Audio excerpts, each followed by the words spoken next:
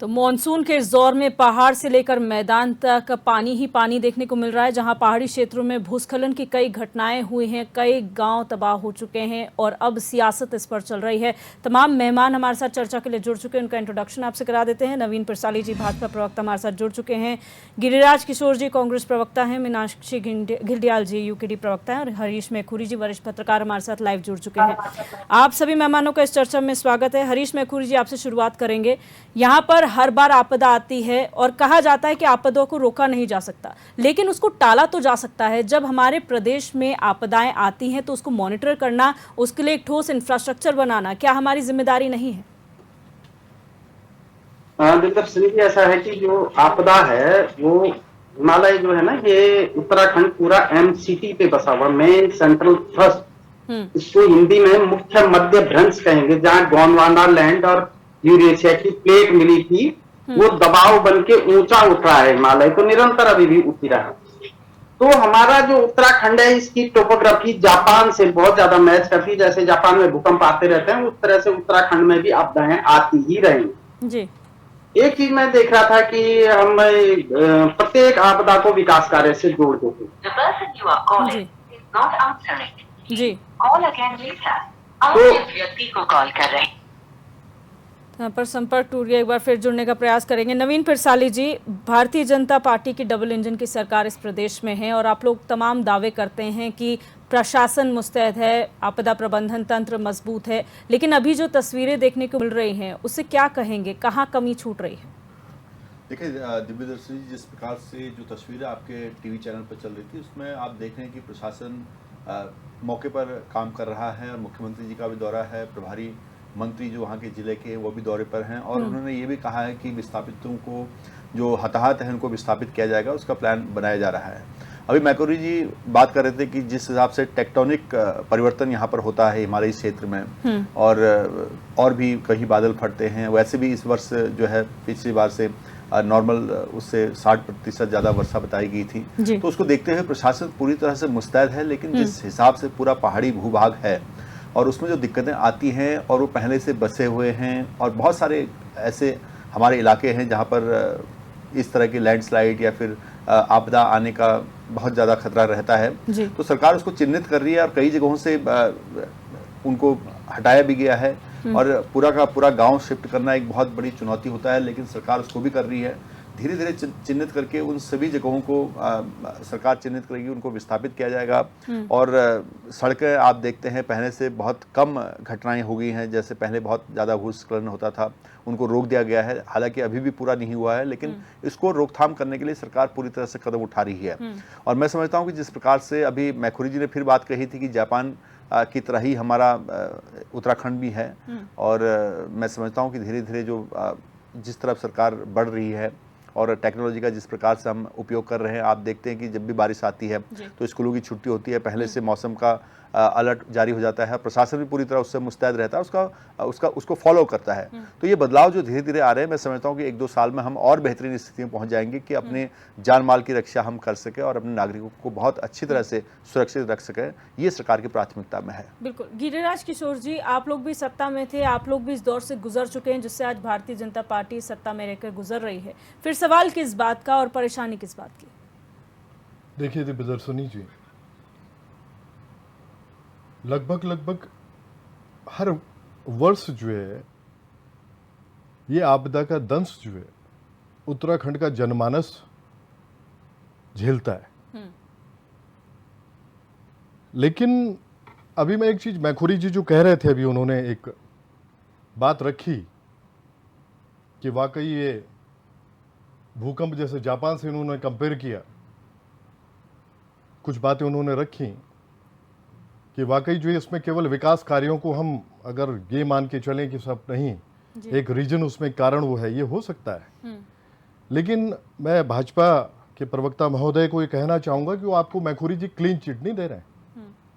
आज जो स्थितियां हैं, आपको बताऊं मैं दिव्यदर्शनी जी, अगर पार्टी के मुखिया जो हैं, जो समय रूल कर रही है पार्टी, वो सरकार जो है समय भाजपा की है।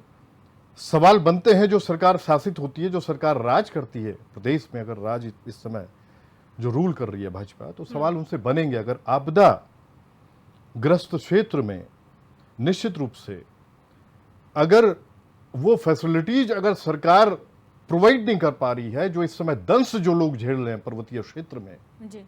उन तक अगर वो सुविधाएं नहीं पहुंच पा रही हैं, जो सरकार का दायित्व तो बनता है, तो सवाल सरकार से बनते हैं। अगर मुख्यमंत्री जी का आज एक स्टेटमेंट में भी देख रहा था कि प्राकृतिक आपदाएं जो आती हैं उनको रोक नहीं सकते आप, तो दिव्यदर्शनी जी रोक तो नहीं सकते हैं, कोई भी सरकार नहीं रोक सकती है। अगर नेचुरल क्लैमिटी हुई, अगर निश्चित रूप से कहीं बादल फट रहा है तो उसको रोका नहीं जा सकता है, लेकिन उपाय हो सकते हैं। यह निश्चित है कि उपाय हो सकते हैं। आज ये मान के चलिए आप, अभी बरसात लगभग अभी मिड में भी नहीं पहुंची है।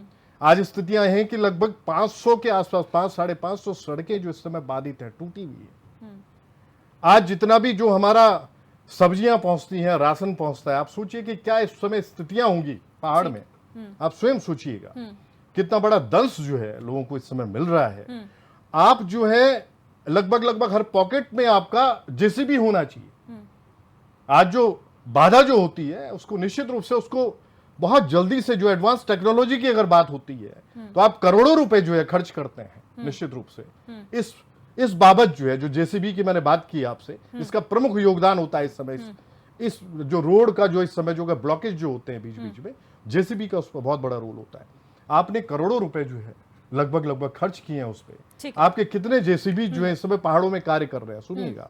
ठीक है, आएंगे सर, उस पर भी चर्चा में आएंगे। मैं पहले वक्तव्य ले लेती हूँ। मीनाक्षी गिल्डियाल जी, आपका क्या मानना है, जो परिस्थितियां प्रदेश में हो रही हैं, हर साल की यही कहानी है, मानसून आता है, भूस्खलन होता है, आपदाएं आती हैं, लेकिन फिर वही कहा जाता है कि आपदाओं को रोका नहीं जा सकता है, लेकिन काम कर रहे हैं। देखिए, ये बात सही है कि आपदा जो है, ये प्राकृतिक आपदाएं जो होती हैं उन्हें नहीं रोका जा सकता, और हमारा प्रदेश जो है आपदाग्रस्त क्षेत्र भी है, ये भी मैं मानती हूँ। लेकिन इसी के लिए आपदा प्रबंधन विभाग को बनाया गया है। आप ये बताइए कि आपदा प्रबंधन विभाग, जिसका आप बरसात तो 2 महीने होती है, बाकी के 10 महीने आपदा प्रबंधन विभाग का कार्य है कि वो इन खतरों को पहचाने। यदि याद होगा तो पिछले वर्ष टिहरी में इसी प्रकार का एक भूस्खलन हुआ था जिसमें कुछ मौतें भी हुई थी। आप देखिए कि मतलब वो क्षेत्र संवेदनशील क्षेत्र है, ये हमें पिछले साल भी पता चला, लेकिन उसके बाद भी 10 महीने आपदा प्रबंधन विभाग ने क्या किया? क्या उधर के जो खतरे हैं उनको उन्होंने कोशिश की जानने की? इनको लाखों करोड़ों का बजट इनको अलॉट होता है। क्या इसलिए होता है कि जब आपदा हो जाए, जब घटनाएं हो जाएं, उसके बाद ये मुआवजे के नाम पे अपना पल्ला झाड़ लें कि हमने मुआवजा दे दिया, हो गया काम?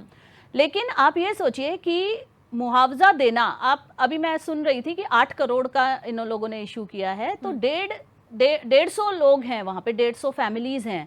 आप ये सोचिए कि कितना में सेटल हो पाएंगे वो लोग। उनका पूरा घर चला गया, उनके सारे जो जानवर थे वो चले गए। सोचिए कि एक घर बनाने में वर्षों लग जाते हैं। मेरे हिसाब से 2013 की आपदा सभी को याद होगी। 2013 की आपदा में जो लोग बिखरे थे वो आज तक नहीं संभल पाए हैं।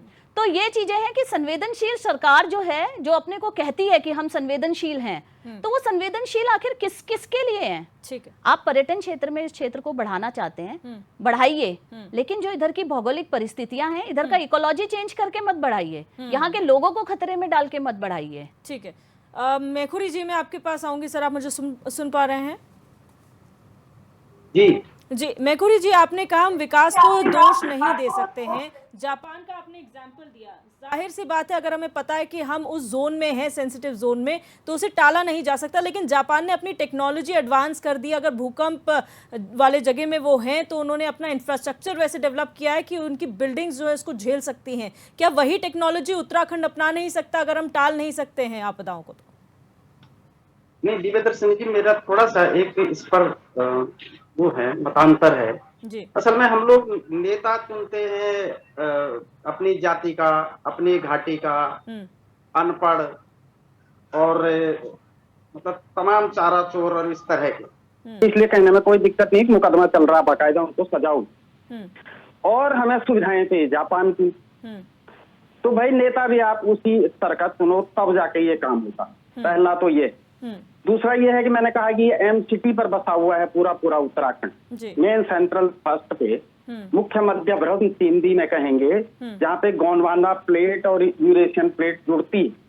तो उसी के कारण, दबाव के कारण हिमालय लगातार उठ रहा है, निरंतर उठ रहा है। तो यहाँ पे भूकंप हुए, बाढ़ हुए, आपदा हुई, भू धंसा हुआ नया हिमालय है, इस पे होता ही रहेगा। लेकिन इसकी आड़ में हम विकास कार्यों को ठप नहीं कर सकते। मैं 1998 की भूकंप का एक उदाहरण देना चाहूंगा। कई गांव ऐसे थे जहां गांव के गांव टूट गए थे। 28-29 मार्च 99 की बात है ये। तो वो टूट गए और 3-3, 4-4 दिन लग गए उन गांवों में पैदल पहुंचने में प्रशासन। अब जो उत्तराखंड का आपदा प्रबंधन विभाग है वो खुद अपने आप में ही एक आपदा है। उसकी फॉर्मेलिटी इतनी खराब है, इतनी मतलब जटिल है कि वो 2 पैसा रिलीज नहीं कर सकता है। तो प्रशासन के पास ही पैसा रहे, हम तो सिर्फ एक एनडीआरएफ की टीम हर जिले में गठित हो, अच्छी टीम हो। और अब उस टीम के गठन में शासन की प्रॉब्लम क्या है कि तुरंत जैसे हमने मतलब वो बनाई, अपनी अग्निवीर सेना बनाई, किसी निश्चित उद्देश्य के लिए है, किसी निश्चित डिजाइन के लिए है। बहुत पुरानी सिफारिश की सेना के अधिकारियों की भाई एक ऐसी युवा सेना हमारे पास होनी चाहिए जिसका हम समय पे उपयोग कर सके। तो लेकिन अब उस पर भी राजनीति होने लगी। तो सेम उसी तरह से एनडीआरएफ हम कोई टीम बनाते हैं जिसमें सारे गांव के युवाओं को, उस क्षेत्र के युवाओं को भर्ती करते हैं, तो कल को झंडा लेके आ जाएंगे कि हमें परमानेंट करो। आपदा कभी कभी आती है, उस दिन के लिए चाहिए। तो इस पर सरकार सम्यक विचार करे कि हम हर जिले में कैसी एक अच्छी टीम गठित कर सकें जो एक कॉल पे जहां आपदा हो वहां पहुंच जाए। इस तरह की उनकी ट्रेनिंग हो और उस पर राजनीति ना हो, तो तब तो ये सक्सेसफुल हो सकता है। ठीक है। और वरना इस तरह के सारे पर्यावरणविद खड़े हो जाएंगे कि रोड मत बनाओ, सड़क मत बनाओ, रेल मत बनाओ, बांध मत बनाओ, और सुविधाएं थे जापान की। तो भाई जापान में जाके एक चक्कर देख ही लो कि उन्होंने हर गांव हर जगह सड़क भेजी हुई है, हर गांव हर जगह वहाँ तमाम डैम भी है, वहाँ उद्योग भी है, वहाँ मिसाइल भी है, वहाँ इतना छोटा देश है जितना हमारा उत्तराखंड है टोटल। तो निश्चित रूप से यदि हमें जापान जैसी, चीन जैसी सुविधाएं चाहिए तो चीन ने सारे गांव सड़क पहुंचा दी है, सारे गांव टेक्नोलॉजी पहुंचा दी, वहाँ मेट्रो ट्रेन चलती है, सब चलता है। तो वो भी ऐसे झंडा लेके खड़े होते कि विकास कार्य होने ही नहीं देते, तो नहीं होता। तो वैसे ही उत्तराखंड में भी विकास कार्य भी हमें इसी आपदा के बीच करने ही होंगे, धीरे धीरे करने पड़ेंगे। अभी हमारे 40% गांव सड़कों से नहीं जुड़े हुए। ठीक है सर। और कई साल हमारा राज्य बने हुए हो गए, अभी गांव जुड़ने बाकी हैं। तो सरकार पहला काम तो यही करे कि सड़कों को गांव से जुड़े। 3 गढ़ गांव जहाँ कल मुख्यमंत्री गए थे, वो बेचारे एक स्कूल में रह रहे, एक इंटर कॉलेज में रह रहे। ठीक है सर, चर्चा में आगे बढ़ेंगे, लेकिन यहाँ मुझे रुकना पड़ रहा है एक छोटे से ब्रेक के लिए। लगातार हम चर्चा करेंगे जो पहाड़ में आपदा आई है उस पर अब सियासत क्यों हो रही है, कौन इसके लिए जिम्मेदार है और क्या बेहतर किया जा सकता है। आप बने रहिए हमारे साथ।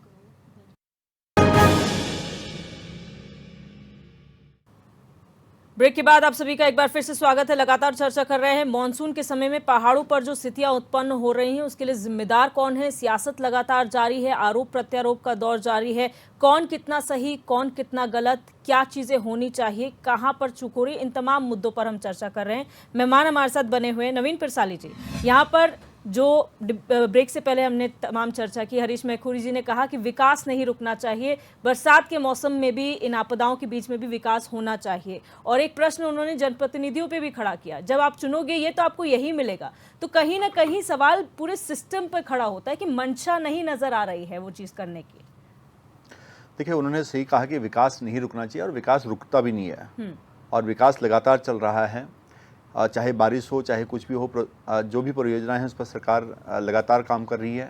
सरकार का मकसद है कि अंतिम व्यक्ति तक पहुंचना, उन तक सारी सुविधाएं पहुंचाई जाए, चाहे वो रोड हो, चाहे सड़क हो, चाहे बिजली, पानी, कोई भी सुविधा जो हो, स्कूल, उन तक पहुंचाई जाए। जो कठिन पहाड़ों में रह रहे हैं और कठिन परिस्थितियों में रह रहे हैं उनको राहत दी जाए। सरकार का ये काम भी है, कर्तव्य है, और इसी को ध्यान में रखते हुए हमारी सरकार काम कर रही है। और मैं समझता हूँ कि वास्तव में विकास से विनाश नहीं होता है, बल्कि विकास वैज्ञानिक होना चाहिए, और हमारी सरकार वैज्ञानिक विकास की ओर ध्यान दे रही है। उत्तराखंड जब से बना या जब से इसमें काम हुआ, उससे पहले भी बहुत सारा अवैज्ञानिक तरीके से यहाँ पर काम हुआ, उसका खामियाजा प्रदेश की जनता को भी भुगतना पड़ा। लेकिन अब जो कार्य यहाँ पर हो रहे हैं बहुत सोच समझकर और बहुत वैज्ञानिक तौर पर विकास हो रहा है। मैं समझता हूँ कि उससे उत्तराखंड का फायदा होगा। हम उत्तराखंड की आर्थिकी को बढ़ाना चाहते हैं, उत्तराखंड को आगे लाना चाहते हैं, और उत्तराखंड को हर क्षेत्र में आगे लाना चाहते हैं। आप देख सकते हैं कि हर चाहे वो एजुकेशन के मामले में भी हो, तो देहरादून में आप देख सकते हैं अभी हायर एजुकेशन के लिए काफ़ी सारे प्रोग्राम चल रहे हैं, बहुत सारी यूनिवर्सिटियां काम कर रही हैं, पहाड़ों तक भी चल रहा लेकिन है। पिरसाली जी, सवाल यहाँ पर ये उठता है कि अभी विनय शंकर पांडे जो गढ़वाल कमिश्नर हैं वो ये कहते हैं कि जूलॉजिकल सर्वे उस क्षेत्र का होना चाहिए, जो बूढ़ा केदार का हाल हुआ, जो तिनगढ़ का हाल हुआ। अब जूलॉजिकल सर्वे, ये बरसात के समय पे जूलॉजिकल सर्वे का क्या मतलब है? सर्वे तो बरसात से पहले होना चाहिए, जैसे कि मीनाक्षी जी ने कहा कि 2 महीने बरसात होती है, उसके बाद के 10 महीने कहाँ हैं? 10 महीने में सर्वे नहीं हो सकता। देखिए, सर्वे जब एक पर्टिकुलर कोई घटना होती है तो उसके बाद उस क्षेत्र की एक सर्वे की बात होती है, और होना भी चाहिए कहाँ कहाँ ऐसी संभावनाएं हैं कि ये घटना फिर रिपीट हो सकती है, ताकि रिपीट ना हो, जान माल का नुकसान ना हो। इसलिए वहाँ पर राय दी जाती है और उसको किया भी जाता है, और उससे कहीं ना कहीं फायदा ही होता है। तो सर्वे एक एरिया नहीं बल्कि पूरा उत्तराखंड की सर्वे की जरूरत है, जिसको सरकार कर भी रही है। बहुत मायने में उत्तराखंड का सर्वे हो रहा है, चाहे वो उद्योगों को लेके हो, कौन से इंडस्ट्री कहाँ लगे, लोग कहाँ रह सकते हैं, कहाँ उनको सुविधाएं दी जा सकती हैं, इन सब बातों पर विचार हो रहा है। क्योंकि आदिकाल से उत्तराखंड में जनता रह रही है पहाड़ों में। पिरसाली जी, उद्योग तो बहुत दूर की बात है, जब लोग सरवाइव करेंगे तभी तो उद्योग लगेंगे, उद्योग का कोई मतलब बनता है। जोशीमठ का जो हालात हमने देखे सर, आप भी जानते हैं, उसमें कई सारी संस्थाओं ने अपनी रिपोर्ट पेश की है। उसके बाद भी अब हालात ये है कि जहां जहां आपदा हो पहले वहां पर पता चलेगा ये सेंसिटिव जोन है। क्या ये नहीं पता कि पहले से हमारा पहाड़ सेंसिटिव जोन में, पूरे पहाड़ी राज्य जितने भी जिले हैं, माफ कीजिएगा, सब सेंसिटिव जोन में आते हैं? देखिए दिव्यदर्शन जी, वो तो कह ही रहे हैं कि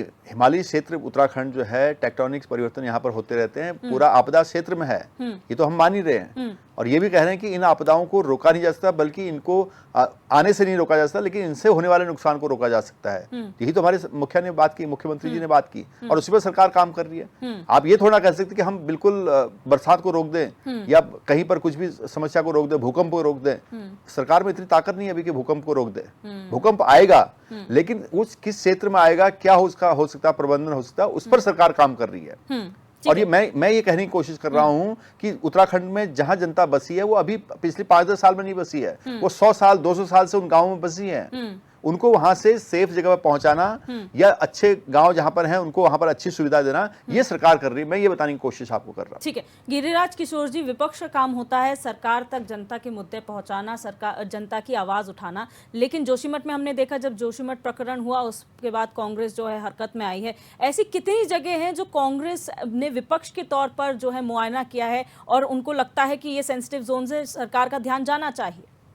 देखिए दिव्यदर्शनी जी, पहली चीज तो मैं रखना चाहूंगा कि स्ट्रॉन्ग पॉलिटिकल विल को लेके पूरे सेंटिमेंट्स के साथ, पूरे इमोशंस के साथ आपको जो वाकई जो दंश झेल रहा है जनमानस जो है पर्वतीय क्षेत्र में, आपदा से जो ग्रसित, जो इस समय जो ग्रस्त आपदाग्रस्त जो क्षेत्र है, जो जनमानस है, आपको उन तक पहुंचने की जरूरत है। जो मैं बात कर रहा हूं कि इमोशंस के साथ और सेंटिमेंट्स के साथ, वो इस वजह से ये दो चीजों का मैंने, दो बातों का भी जो मैंने बोला है कि वाकई आप अगर पूरी स्ट्रांग विल और अपने सेंटिमेंट्स और अपनी जनता के प्रति जो इमोशंस हैं उनको साथ लिए हुए अगर आप चलते हैं, तो निश्चित रूप से जनता को अगर मरहम लगाने की बात होती है, आप सोचिए कि इस समय जो दंश जो वाकई जो लोग झेल रहे हैं जो उस आपदा का, वो किस स्थिति में है, जिन्होंने अपने लोगों को खो दिया, अपने परिवार के, उनके घर उजड़ गए। और वाकई आपको एक चीज बात रखना चाहूंगा कि अभी जितनी बातें हमारी वनाग्नि पे हुई है दिव्यदर्शनी जी डिबेट्स में, कि वनाग्नि जब जो है आप लास्ट मोमेंट में सरकार अगर अलर्ट होगी, वनाग्नि बिल्कुल जब धूधू के जंगल जले, करोड़ों पेड़ हमारे जल गए, उसके बाद अगर आप अलर्ट होते हैं तो सरकार को निश्चित रूप से विपक्ष आगाह करेगा, विपक्ष उसको जगाने का कार्य करेगा जो सोई हुई स्थिति में। दूसरी चीज दिव्यदर्शनी जी, चाहे चारधाम पे हो चाहे वनाग्नि पे हो, आज जो स्थितियां जो क्रिएट हुई हैं, सुनिएगा एक बात, ठीक है सीएम साहब बोल गए कि भाई हम रोक नहीं सकते आपदा आएगी, लेकिन उपाय जो मैंने बात बोली है कि निश्चित रूप से अगर उसके लिए उपाय बन सकते हैं। और आज विस्थापन की जो आप बात कर रहे हैं, मैं आपको एक गांव की मैं बात रखना चाहूंगा। मैं जाके जो है वहां पे विजिट भी करके आया था, बरसात से पहले मेरा जाना हुआ। कोटद्वार के पास एक जगह है रामड़ी पुलिंडा गांव जो है आज लगभग 18-20 साल से जो है लगभग दंश झेल रहा है। आज जो स्थितियां हैं वहां पे इतने क्रैक्स हैं गांव में कि कभी भी स्थितियां भूधसाव हो सकता है, और भूधसाव होता है वहां पे, भूस्खलन होता है, वो जद में है पूरी तरह से। लेकिन जो विस्थापन की आप बात कर रहे हैं, और आज वाकई सरकारों को जो सेंसिटिव जोन है, सरकार को उनको चिन्हित करना चाहिए, जो आप अपने माध्यम से भी आप इलेक्ट्रॉनिक मीडिया इस बात को उठाता है, तो वही प्रिंट तो मेरा भी उठाता है सवाल था कि गिरिराज आज जी, जो विस्फाट आज जो कि कांग्रेस ने कितनी जगह चिन्हित की है आज विपक्षी तौर सुनिएगा, मैं वही आपसे बात कर रहा हूँ अभी कि आज जो स्थितियां हैं पूरे प्रदेश में, पर्वतीय क्षेत्र में, जो वाकई सेंसिटिव जोन है, आप सुनिएगा, अब जोशीमठ का भी आपने जिक्र किया है, आज वाकई जो विस्थापन बिल्कुल पूरी तरह से उसकी इंप्लीमेंटेशन होनी चाहिए, केवल बात ना हो और कागजी केवल बातें ना हो उस पर। ये निश्चित रूप से इसमें सरकार को आगाह करना, सरकार को अलर्ट करना, ये विपक्ष का काम होता है, हम लोग कर रहे हैं। इसके साथ साथ जो आपदा प्रबंधन की जो बात हो रही है कि वो सोई भी स्थिति में होता है जब बरसात आने को होती है, बरसात जब पूरी तरह से इस समय मिड में हम पहुंच गए, जब वाकई भूधसाव भूस्खलन हो रहे हैं, रोडें जब ब्लॉक हो रही है हमारी, आपदा प्रबंधन जो है लास्ट मोमेंट पे अलर्ट हो रहा है। अरे भाई 2-3 महीने की बारिश होती है, उसके बाद आप कर क्या रहे हैं, आप किस तरह की प्लानिंग कर रहे हैं इससे बचने के लिए। और दूसरी चीज, मैं एक चीज और बताना चाहूंगा दिग्विजय सुनी जी, आज सरकार का दायित्व बनता है, डबल इंजन की सरकार है। आज मैं एक चीज और रखना चाहूंगा, भाजपा के प्रवक्ता भी यहाँ पे हैं निश्चित रूप से, और भाजपा पार्टी से, कांग्रेस पार्टी की तरफ से एक बात मैं रखना चाहूंगा कि आप लोगों को केंद्र से बोल के निश्चित रूप से जितने भी पर्वतीय राज्य हैं, पर्वतीय राज्यों के लिए नेचुरल क्लैमिटी जो एक फंड होता है मेरे हिसाब से, वो इरेज होना चाहिए, वो बनना चाहिए। वो तमाम मुद्दे तो मुख्यमंत्री ने अभी रखे हैं नीति आयोग की बैठक में। आप सुनिएगा, गए थे, बिल्कुल गए थे, सारी बातें अभी हुई। लेकिन आज एक चीज बताओ, सीतारमण जी ने भी अपना बजट में जो एक बात रखी है, एक प्रावधान की बात की है, एक अलॉटमेंट की बात की है। उत्तराखंड आपदाग्रस्त क्षेत्र है, सेंसिटिव जोन में आता है, और वो अपने भाषण में भी बोल गई है कि ठीक है, एक एलोकेशन, एक हम जो है अपना एक प्रावधान जो है आपदाग्रस्त क्षेत्र उसको माना है उत्तराखंड को। उत्तराखंड की बात नहीं कर रहा हूं मैं आपसे, जितने भी पर्वतीय राज्य हैं उनके लिए एक जो नेचुरल जो क्लेमिटी, जो वाकई जो है इस समय जो स्थितियां बनती हैं, जो बरसात में बनती हैं, उनके लिए एक बजट की एक एलोकेशन हो, एक अलॉटमेंट बजट का हो। सुनिएगा नवीन जी, एक चीज बताना चाहूंगा मैं आपसे, आप इम्प्लीमेंटेशन की तरफ सरकार अगर जाएगी भाजपा, हम लोग भी उसका स्वागत करेंगे। और पैसा सुनिए, एक अलॉट करें, एक अलॉटमेंट करें। आपने इनिशियली मौके पर जा रहे हैं, देखिए, एक बात, मौके पे जाके कुछ नहीं होगा नवीन जी, आप सुनिएगा, आज जो स्थितियां है बताऊं मैं आपको, एक अलॉटमेंट सुनिए, इनिशियली भी अभी सरकार ने, केंद्र सरकार ने इनिशियली भी कोई पैसा अभी अलॉट नहीं किया आपको, तो नहीं क्या तो करेगी ना, वो होना चाहिए। तो जब कहा तो जो बात हो रही है, सुनिएगा, जो बात हो रही है कि वाकई एक बजट की एक एलोकेशन होनी चाहिए, एक बजट को अलॉट होना चाहिए, पूरी अलॉटमेंट की एक व्यवस्था होनी चाहिए, और एक बजट इस तरह का फंड हो जो कि पर्वतीय राज्य जितने भी हैं, जो वाकई दंश झेलते हैं आपदाओं का, जो सेंसिटिव जोन है, और वाकई सरकारों को पैसा चाहिए होता है उसमें, उसके लिए एक अलॉटमेंट करें। आप केवल बोले ना, देखिए भाजपा केवल स्पीचेज पे जाती है, भाषणों पे जाती है, केवल भाषण ही भाषण ना हो, उसकी इंप्लीमेंटेशन हो, उसका कार्यान्वयन हो, और जनता वाकई जो दंश झेल रही है उसमें केवल आपका भाषण नहीं चाहिए। नवीन जी, इसमें हमारी सरकार आपदा को रोकने के लिए पूरा इमोशंस को लेते हुए, नवीन जी, पूरे इमोशंस को लेते हुए सरकार चले, पॉलिटिकल विल, पूरे सेंटिमेंट्स को लेके चले, जनता वाकई अगर वाकई उसको झेल रही है, उसके साथ सरकार का पार्टिसिपेशन बनता है ना। ठीक है, मीनाक्षी किलडियाल जी, यहाँ पर ये बात हरीश मैखुरी जी भी कह चुके, अभी गिरिराज जी भी कह चुके, पॉलिटिकल विल यहाँ पर नजर नहीं आती, वो होना जरूरी है। लोग, हरीश मैखुरी जी ने जैसे कहा, जिसको चुनोगे वैसा ही आपको मिलेगा। तो फिर यूकेडी का रोल कहाँ पर आता है कि जनता आखिर चूज क्यों नहीं कर पा रही है सही लोग जो उस क्षेत्र के हैं, जो क्षेत्र की समस्याओं को समझते हैं, जिनमें से आप भी एक हैं, यूकेडी? जी बिल्कुल सही बात है। और जब से राज्य बना है तब से हम लगातार जो है राज्य के मुद्दों को उठा रहे हैं। कहीं ना कहीं जनता ने इन बड़ी पार्टियों पे विश्वास किया, पहले कांग्रेस पे, फिर भाजपा पे, फिर दोबारा कांग्रेस, देन अगेन भाजपा। तो कहीं ना कहीं मुझे लगता है कि ये जो बड़ी पार्टियां हैं, ये कहीं ना कहीं लोग लुभावने वादे करके शायद जनता को अपनी ओर करने में सफल रही हैं। लेकिन आज मुझे लगता है स्थिति कुछ और है। आज जनता जो 23 वर्षों में जिस विकास की हम लोग राह देख रहे थे उत्तराखंड की, आज आप देखेंगे उस विकास तो कुछ नहीं है। जैसे आप बात कर रहे हैं कि मतलब विकास किसी कारण से रुकता नहीं है, विकास होता ही रहता है। लेकिन आप ये सोचिए कि विकास, सुनियोजित विकास और एक अंधा विकास, इन दोनों में बहुत अंतर है। आपको ये देखना पड़ेगा उत्तराखंड किस स्थिति में है। एक तरफ तो आप कह रहे हैं कि उत्तराखंड आपदाग्रस्त क्षेत्र है, यहाँ बहुत सेंसिटिव जोन है। दूसरी तरफ आप कह रहे हैं कि जब घटना हो जाएगी उसके बाद सर्वे होगा। तो आप ये सोचिए, जब हम इसको कंपेयर कर रहे हैं कि हमारा एक न्यू हिमालय है, ये उसका एक क्षेत्र है, और यहाँ पे ये कंटिन्यूअसली जो है इस तरह की घटनाएं होती रहती हैं, तो आपको कंटिन्यूअसली सर्वे भी तो करते रहना चाहिए। इसी के लिए तो आपने आपदा प्रबंधन विभाग बनाया है। लेकिन आप टेक्नोलॉजी में आप जापान की बातें कर रहे हैं। यही तो दिक्कत है कि हम लोग बातें बहुत बड़ी बड़ी कर लेते हैं। हम टेक्नोलॉजी की बात कर रहे हैं। हम टेक्नोलॉजी में, आपने सुना होगा, धन सिंह रावत जी भी एक बार कह रहे थे कि इस तरह की टेक्नोलॉजी आएगी कि जहां हम चाहेंगे वहां बारिश होगी, जहां हम चाहेंगे वहां बारिश नहीं होगी।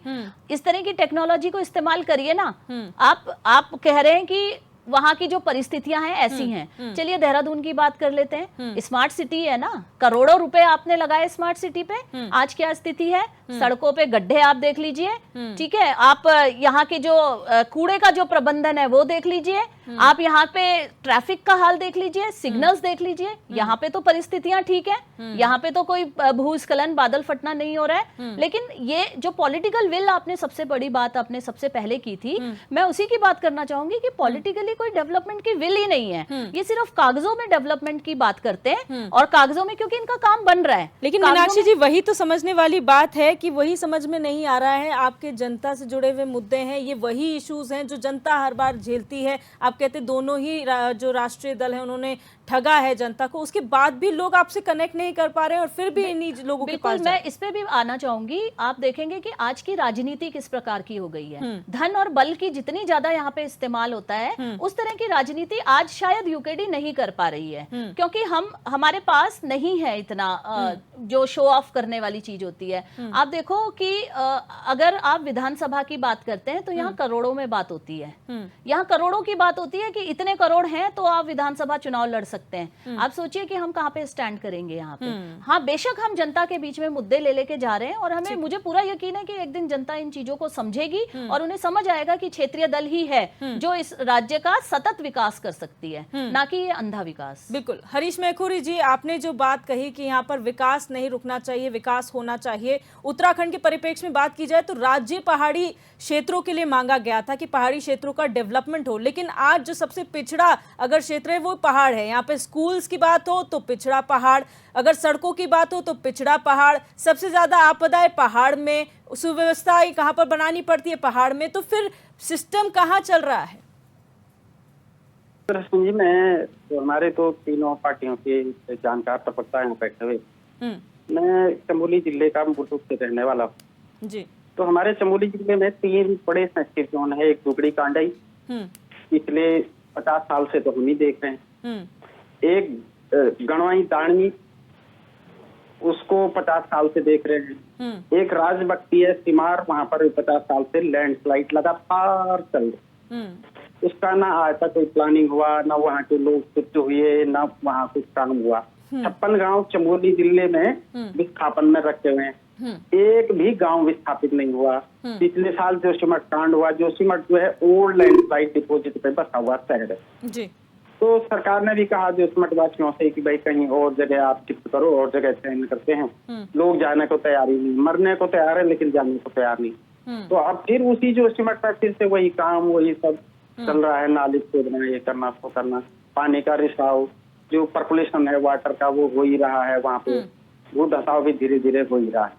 तो कुछ जनता भी सहयोग करे। अब देहरादून का हम मुद्दा उठा रहे हैं, तो देहरादून में हम सबसे पहले जल भराव की यहाँ पे समस्या है, इसीलिए सड़कों में गड्ढे होते हैं, क्योंकि जल भराव के लिए सबसे पहले पब्लिक भी तो कुछ कंट्रीब्यूट करे। सारे हम लोग देखते हैं मलिन बस्तियों में, समुदाय विशेष की बस्तियों में सारा जो है कूड़ा नाली में डाल दे, तो उनकी प्रशिक्षण की व्यवस्था हो, ताकि लोग जो है कूड़े को प्रॉपर वो करें, डिस्ट्रीब्यूट करें, जहाँ डालना है वहाँ डालें, निस्तारित करें कूड़े को। तो पहली समस्या कूड़े की है। देहरादून को कूड़ा घर बना दिया।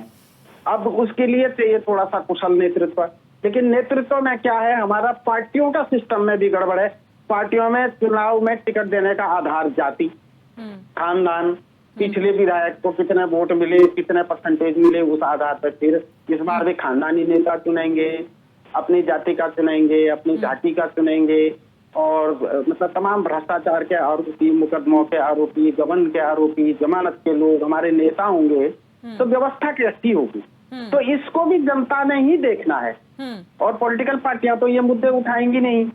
तो निश्चित रूप से विकास के लिए एक तो ये है कि हम सुविचारित, स्वविचारित उत्तराखंड की परिस्थितियों के अनुरूप विकास कार्य करें, लेकिन सुविचारित करें, स्वविचारित करें, उत्तराखंड की परिस्थितियों के अनुरूप करें। बाहर से दिल्ली, हैदराबाद बैठे हुए लोग उत्तराखंड की प्लानिंग ना करें। और देहरादून से उत्तराखंड समझ में नहीं आता, उसके लिए आप लोगों को गैरसैंण जाना पड़ेगा। तो हमारे तीनों प्रवक्ता यहाँ बैठे हुए हैं, गैरसैंण जाने के लिए अभी तक तो यही इसी आपदा उसमें भी बात नहीं की। जबकि आप जब तक गैरसैंण नहीं बनेंगे आप पहाड़ को नहीं समझ सकते। क्या इस साल उत्तराखंड की अपनी सरकार बने हुए हो गए हैं, एक उद्योग पूरे पहाड़ में नहीं लगा। 3 से 4 लाख लोगों ने परमानेंट राज्य बनने के बाद परमानेंट प्लानिंग कर लिया है। देहरादून, हल्द्वानी, हरिद्वार, ऋषिकेश, श्रीनगर, नहीं तो लोकल शहरों में बस गए हैं, गांव बंजर पड़ गया है, खेती बाड़ी बंजा हो गई। तो इसके लिए कोई प्लानिंग भी हो तब तो लोग पहाड़ में वापसी करें, घर वापसी करें। इसके लिए जो है सरकार कोई नीति बनाए, नियमता बनाए। और जो मैंने कहा कि आपदा को हम लोग जो है ना न टाल सकते हैं न रोक सकते हैं, आपदा का हम लोग न्यूनीकरण कर सकते हैं कि कैसे कम हो, इसके दुष्प्रभाव कैसे कम हो। उसके लिए सारे स्कूलों में भी ट्रेनिंग हो, ग्राम प्रधानों की ट्रेनिंग हो, जो हम NDRF बनाए उसकी ट्रेनिंग हो, तब जाके ये हो सकता। ठीक है, मैं फाइनल कमेंट की ओर बढ़ूंगी, लेकिन नवीन पिरसाली जी शॉर्ट में आपसे जवाब मांगूंगी। आपने कहा कि अब साइंटिफिक तरीके से विकास हो रहा है। अभी हमने हाल फिलहाल में देखा टनकपुर चंपावत मार्ग पर जो माउंटेन ट्रीटमेंट प्लान्स लागू हुए थे अप्रैल में, जिसका निर्माण हुआ था, वो पहली बारिश में ध्वस्त हो गया, लैंडस्लाइड हो गई और वो खत्म हो गया, यानी कि वो ट्रीटमेंट काम नहीं कर पाया। तो कहीं ना कहीं कमी तो है। जो क्रियान्वयन कर रहे हैं, सरकार की मंशा है, लेकिन क्रियान्वयन करने वाले जो लोग हैं उनकी मंशा नजर नहीं आ रही कि काम चलाओ काम हो रहा है और जब आपदा आएगी तब देखा जाएगा। देखिए, 1-2 अपवाद जो हैं उसके लिए उसको छोड़ दिया जाए तो बाकी सारा काम उसी हिसाब से हो रहा है, वैज्ञानिक दृष्टि से हो रहा है। वो भी काम अगर कोई एग्जीक्यूशन में गड़बड़ी करता है तो उसके लिए दोषी पाया जाता है, तो उसमें एक्शन भी होता है और बहुत सारे लोगों पर एक्शन भी हुआ है। देखिए, जो भी पब्लिक वर्क में जो भी दिक्कत करेगा, जिसको जो जिम्मेदारी दी है उस जिम्मेदारी का अगर निर्वहन सही तरीके से नहीं किया गया तो फिर वो कानून के दायरे में आएगा और कानून उस पर वही अपराधी वाला जो हिसाब होता है उसको करेगा। किस कीमत पर सर? अधिकारी तो सस्पेंड हो जाएंगे, लेकिन लोग तो अपनी जान से हाथ धो बैठते हैं, लोग अपने घर खो देते हैं, लोगों के पास रहने के लिए जगह नहीं होती है, और एक्शन क्या? सस्पेंशन, फिर बहाली, और फिर सस्पेंशन बहाली का नहीं। अब आप देखिए, अगर वो किस रूप में है, अगर आप सड़क की बात कर रहे हैं, पुल की बात कर रहे हैं, आपदा की बात कर रहे हैं, तो अलग अलग हिसाब से अलग अलग दृष्टि से उसको देखा जा सकता है, और जो जिस प्रकार का है उसको उसी प्रकार से दंडित किया जाता है। ठीक है, फाइनल कमेंट की ओर बढ़ूंगी। गिरिराज जी आपसे शुरू करूंगी। Final comment. अभी जो माहौल है इस समय, आपदाग्रस्त जो क्षेत्र है, जो दंश झेल रहे हैं लोग पहाड़ के, इस समय सरकार अपनी पूरी स्ट्रांग विल के साथ, पूरे इमोशंस और सेंटिमेंट्स के साथ, जनता के साथ, अपने पूरे अधिकारियों को लेके, जो कम्युनिकेशन सरकार का और अधिकारियों का, ब्यूरोक्रेट्स का जो बनता है, उस पूरे कम्युनिकेशन को बना के, और वाकई आज जितना हो सकता है जो चीजें लास्ट मोमेंट पे आप अलर्ट होते हैं, बार बार बोला है मैंने आपको। अब वनाग्नि वाली जो बात हम करते हैं या चारधाम यात्रा जब शुरू होती है तो उसके लिए अभी से अलर्ट होने की जरूरत है। ये सीखने का विषय होता है। मैं आज बताऊं दिव्यदर्शनी जी, अगर ये सारी चीजें अगर बिल्कुल सतत अगर तरीके से अगर इसमें अलर्ट होती है सरकार, तो निश्चित रूप से, और एक बात और मैं सरकार से रखना चाहूंगा कि अगर मैंने स्पेशली एक अलॉटमेंट वाली बात की है नेचुरल क्लैमिटी के लिए, तो इस वजह से की है कि इस समय आप लोग स्टेट पे भी हैं, प्रदेश पे भी रूल कर रहे हैं उत्तराखंड में, और आप जो है केंद्र में भी इस समय रूल कर रहे हैं, आपकी सरकार है इस समय भाजपा की। तो आप लोग इस तरह से कुछ एक बजट एक बना के, और वाकई जो है इसमें अगर पूरी तरह से स्ट्रांग पॉलिटिकल विल के साथ अगर दिव्यदर्शनी जी सरकार उतरती है तो निश्चित रूप से लोगों को एक मदद मिलेगी। और विस्थापन की अगर बात होती है, विस्थापित करने की बात होती है, जो सेंसिटिव जोन है, जहां पे भूस्खलन वाले जो क्षेत्र हैं, अगर उनको विस्थापित करना है तो उनके लिए एक स्पेशली जो है एक इम्प्लीमेंटेशन की तरफ आप बढ़े, और वाकई एक कागजी केवल कार्यवाही ना हो, कागजों पे केवल ब्यूरोक्रेट आपके काम करके। और दूसरी चीज दिव्यदर्शनी जी, अपने हमारे जितने भी हमारे विधायक हैं इस समय कांग्रेस की, उन सबको भी बोल दिया गया है कि इस आपदा के माहौल में वाकई आज आप लोग अपनी अपनी जो विधानसभाएं हैं उनको छुएं, उनको उनके पास जाएं, और वहां पे लोगों का जो वाकई जो झेल रहे हैं इस समय लोग, और सरकार से भी मैं यही कहना चाहूंगा, जितने मंत्रीगण हैं, जितने इनके विधायकगण हैं, वो सब लोग अपनी अपनी असेंबलीज में जाके, और निश्चित रूप से अगर पूरी तरह से अपना असेंबली में जाके अगर लोगों के बीच में अगर वाकई जो है अगर वो बात भी उनसे अगर प्रोत्साहित भी उनको करते हैं वाकई, और अपनी तरफ से कुछ जितना हो सकता है। आप पे विधायक निधि भी होती है, सरकार के पास कुछ ऐसे फंड्स होते हैं जो इस तरह की जो क्लैमिटी जब इस तरह का दंश जब आपदा को झेलती है, जो जनमानस जो है उत्तराखंड का, उसको निश्चित रूप से कहीं ना कहीं उसको मदद मिल सकती है सरकार की तरफ से। उस तरफ आपको जाने की जरूरत है। ठीक है, मीनाक्षी गिल्डियाल जी, फाइनल कमेंट। देखिए, अपवाद की अगर बात कर रहे हैं तो इन्होंने तो पूरे उत्तराखंड को ही अपवाद बना दिया है। आप देखो कि कहीं से प्रसूताओं के मरने की खबरें आ रही हैं, कहीं पे जंगली जानवरों के हमले की खबरें आ रही हैं, कहीं पे पुल टूटने की खबरें, कहीं पे सड़कें टूटने की। तो आप इन्हें एक दो अपवाद कहेंगे क्या? पूरे उत्तराखंड से आप देखिए कि इस तरह की खबरें आती हैं। दूसरी बात मैं कहना चाहूंगी, मैखुरी जी को जवाब देना चाहूंगी कि वो कह रहे हैं देहरादून में बैठ के पहाड़ की बात नहीं होती। तो मैं मैखुरी जी को बता दूं कि हमारा जो गांव है उसके लिए हमें गैरसैंण जाने की जरूरत नहीं है। हमारा गांव भी यहाँ पे जो पौड़ी में जहां पर है, जिस जगह पे है, वो यहाँ से 8 घंटे की दूरी पे है और हम रेगुलर उस गांव में जाते हैं अपने गांव में। तो हमारी मजबूरी है कि हमें यहाँ पे रहना पड़ रहा है क्योंकि हमारी आर्थिक राजधानी है, हमें यहाँ कमाना पड़ेगा। आप ये लोग क्यों नहीं समझते हैं कि हम लोग अगर यहाँ बैठ के पहाड़ की बात कर रहे हैं तो हम इसलिए कर रहे हैं कि पहाड़ पे डेवलपमेंट चाहिए ताकि हम लोगों को यहाँ ना नीचे ना रहना पड़े, हम लोग अपनी जगहों पे रहें, अपने घरों में रहें। मैखुरी जी, फाइनल कमेंट सर। एक तो मैं ये कह रहा हूँ कि हमने राजधानी को गैरसैंण में खर्चा कर रखा है, तो गैरसैंण बैठना है। बीजेपी ने जो है घोषणा कर रखी ग्रीष्मकालीन राजधानी को करने में वहाँ पैसे। और दूसरा ये है कि जो एक आपदा फंड जो है जो बनाया जाए, कॉर्पोरेट फंड, और उसमें जितने भी भागों के 31 मार्च को पैसे बच जाते हैं और वापस करते हैं केंद्र का, उसको आपदा में शिफ्ट कर दिया जाए। इतना तो उत्तराखंड सरकार कर सकती है, तो हमारे पास करोड़ों रुपया होगा, जहाँ भी आपदा आए हम खर्च के वहां लगाए। और तीसरा ये है कि हम अधिकांश मैदानी इलाके हैं तो पीपल के पेड़ लगाएं, और अन्य जो हमारे सदाबहार ग्रीनरी है जैसे आम, पट पे यहाँ पीपल, ये लगाए। ऊपर के इलाके हैं तो सुनेर के पेड़ लगाएं, भोज के पेड़ लगाएं, बांध के पेड़ लगाएं। तो वृक्षारोपण भारी संख्या में करें, तब जाके आपदा न्यूनीकरण होगा। दूसरा, हमारा उत्तराखंड में ना 6 नेशनल पार्क और 6 नेशनल सेंचुरीज हैं। इनके बाघ जो है और हिंसक जानवरों से निश्चित रूप से बचाव के टेक्निकल उपाय भी होने चाहिए। ठीक है, नवीन पिरसाली जी, फाइनल कमेंट क्या कहेंगे? क्या तैयारियां आगे की हैं जो बचा हुआ मानसून है? देखिए, मैखुरी जी ने काफ़ी अच्छे सुझाव दिए हैं और निश्चित तौर पर सरकार उस ओर कदम उठा रही है और उठा चुकी है। सरकार पर आरोप लगाना तो बहुत आसान है, लेकिन मैं समझता हूं कि जिस प्रकार से हमारी सरकार काम कर रही है और जिस प्रकार से विकास के कार्य कर रही है, मैं समझता हूं कि पहली सरकार है उत्तराखंड में जो इस स्पीड से काम कर रही है। आज मैंने भी आपको सुझाव दिए, आपके आरोप नहीं मैंने लगाया। देखिए, मैं बिल्कुल कह रहा हूँ, देखिए आज मैंने बड़ा सीरियस, मैं यहाँ पर गिरिराज जी कह रहे हैं जब तक कांग्रेस के दिमाग में बात आती है, भारतीय जनता पार्टी सरकार उसको कर चुकी होती है। आप आज आपदा प्रबंधन और उसकी आपदा अमाउंट की बात कर रहे हैं, हमारी सरकार उसको पहले कर चुकी है। अगर उसको इम्प्लीमेंट करने पे आ जाएंगे आप लोग, तो वाकई जो आज जो दंश झेल रही है जनता, जो जनमानस, वो केवल, मैंने कहा गिरिराज जी, जब तक कांग्रेस की समझ में आती है, हमारी सरकार वो काम कर चुकी होती है। बहुत बहुत शुक्रिया। आज हमने चर्चा की पहाड़ी क्षेत्रों में जो आपदा का दंश लोग झेल रहे हैं, बूढ़ा केदार जैसी आपदाएं जो हुई हैं, जहां पूरा का पूरा गांव जो है वो खत्म हो चुका है, लोग बेघर हुए हैं। सरकार ने कोशिश जरूर की है, पहल जरूर की है कि लोगों को विस्थापित किया जाए, उन्हें हर संभव मदद दी जाए, लेकिन वो प्रशासनिक अधिकारी जिनका क्रियान्वयन का काम है, उन्हें भी देखना चाहिए कि सही समय पर जो है आकलन हो सके, कितना नुकसान हुआ है,